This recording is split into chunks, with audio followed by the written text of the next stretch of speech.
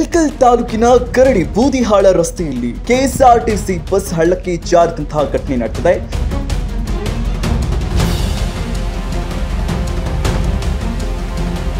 ಕುಡಿಯುವ ನೀರು ಸರಬರಾಜು ಕಾಮಗಾರಿಗೆಂದು ರಸ್ತೆಯ ಪಕ್ಕದಲ್ಲೇ ಗುಂಡಿಯನ್ನ ತೆಗೆದಿದ್ದು ಸಣ್ಣ ರಸ್ತೆ ಇರುವ ಕಾರಣ ಎದುರು ವಾಹನ ಬಂದಾಗ ಪಕ್ಕಕ್ಕೆ ಬಸ್ ತೆಗೆದುಕೊಂಡರೆ ಇಂತಹ ಅನಾಹುತಗಳು ಆಗುತ್ತವೆ ಎಂದು ಪ್ರತ್ಯಕ್ಷದರ್ಶಿಗಳು ಹೇಳಿದ್ದಾರೆ. ಬಸ್ನಾಗ ಹೆಂಗಾತ್ರಿ ಅದು? ಹೌದ್ರಿ, ನಿಮ್ಗೆ ಏನಾಗೈತ್ರಿ?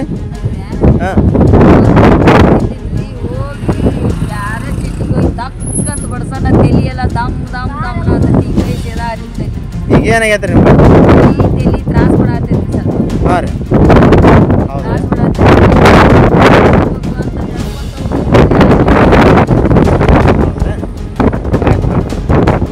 ಸದ್ಯ ಗುಂಡಿ ತೆಗೆದಿರುವ ಕಾಂಟ್ರಾಕ್ಟರ್ ಲೋಕೋಪಯೋಗಿ ಇಲಾಖೆಯಿಂದ ಯಾವುದೇ ಪರವಾನಗಿ ಅವೈಜ್ಞಾನಿಕವಾಗಿ ರಸ್ತೆ ಪಕ್ಕದಲ್ಲಿ ಗುಂಡಿ ತೆಗೆದಿದ್ದು ಈ ಅಪಘಾತಕ್ಕೆ ಕಾರಣ ಎನ್ನಲಾಗ್ತಾ ಇದೆ.